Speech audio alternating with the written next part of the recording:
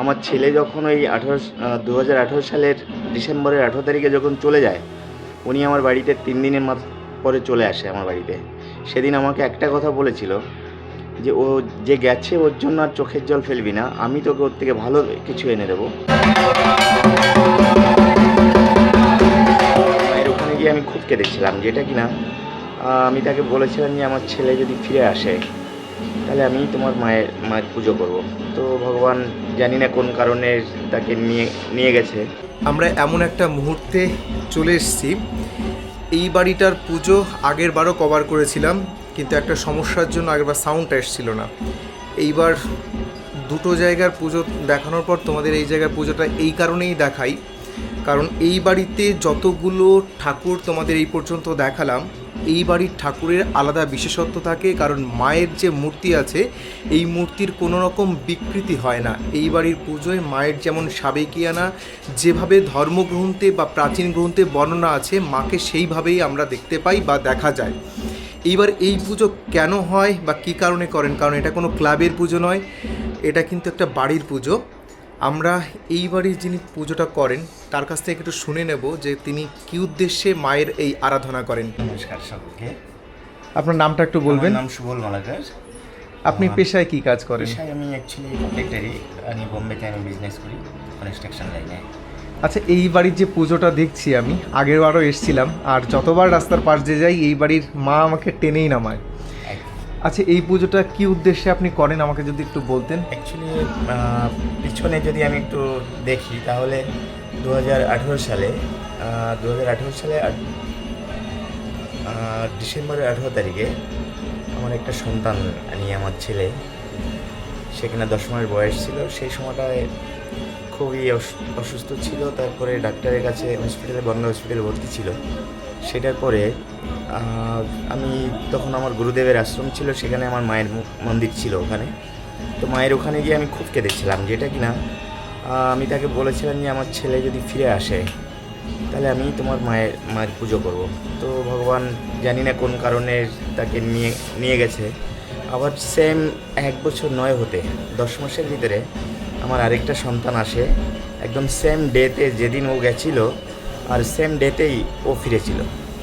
তো যার জন্য আমি খুশি ভগবানের কাছে যে আমার চাওয়াটা হয়তো সেই সময়টায় কোনো কিছু ভুল থাকতে পারে আমার, আর সেই ভুলের কারণের জন্য ফিরে আবার আমাকে মা দিয়েছে যখন।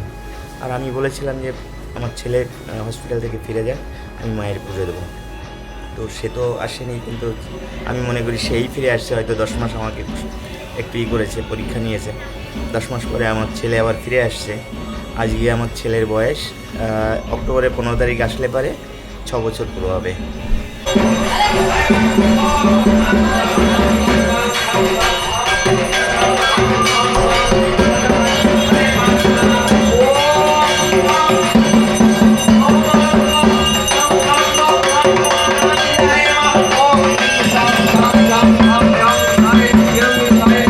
বন্ধুরা, তোমাদের এখন যে বাড়ির পুজোটা শেয়ার করলাম, এই পুজোটা হচ্ছে একটা বাড়ির পুজো, অর্থাৎ নলডুবাড়ি আর বাতুরিয়ার মাঝখানে এই বাড়িটা বাঁধে।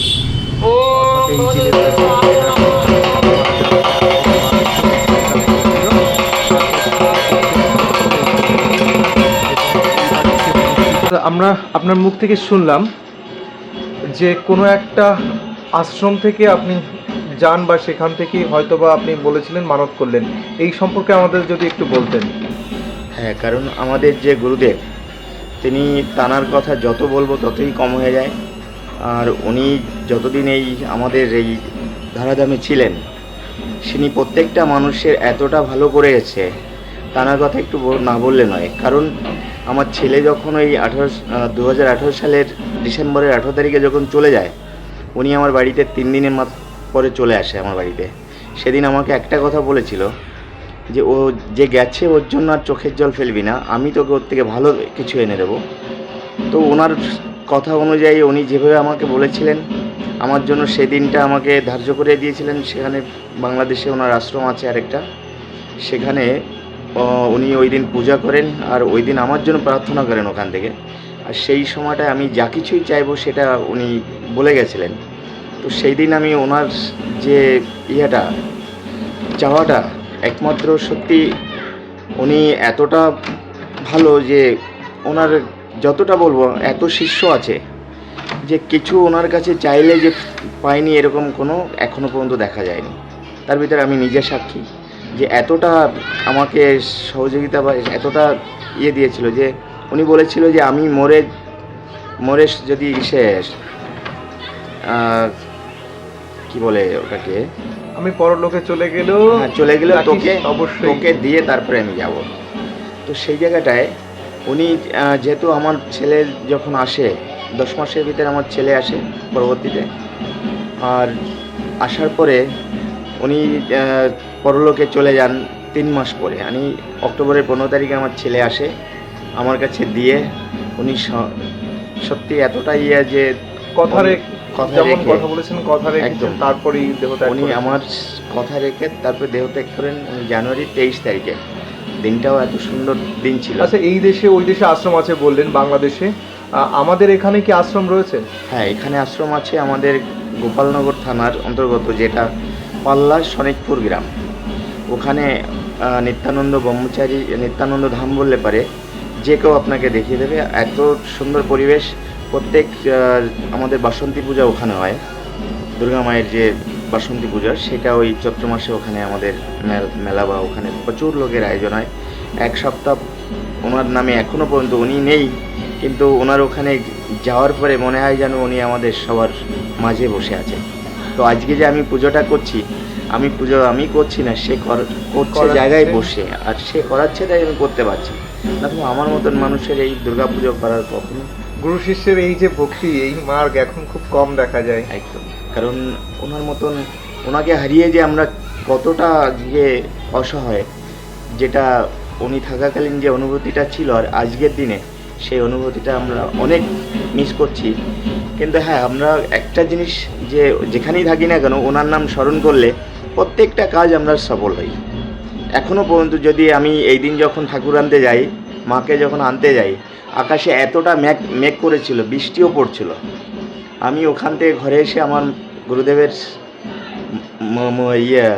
ছবির সামনে গিয়ে দাঁড়িয়ে আমি ওনাকে একটা কথাই বলে বেরিয়েছিলাম যে আমি যাচ্ছি, বাকি আপনি দেখেন কি করবেন, আমার মা যেন সুস্থ আচ্ছা, হয়ে আসে।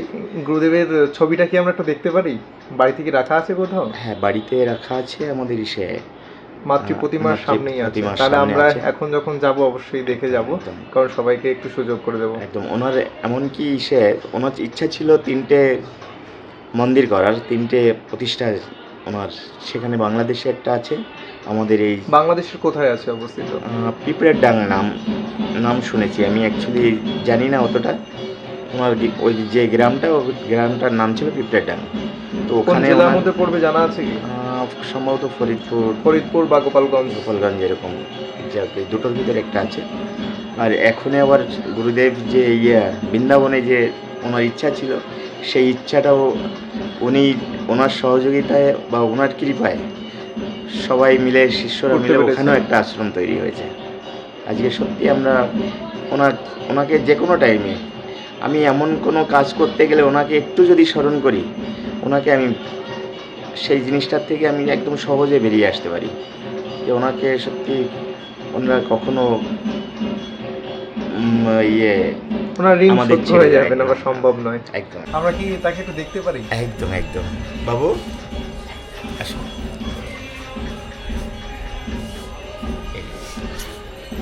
তোমার নামটা একটু বলবে? কি নাম? মায়ের পুজোতে প্রণাম করে এসছো আজকে? মাকে ভালো লাগে?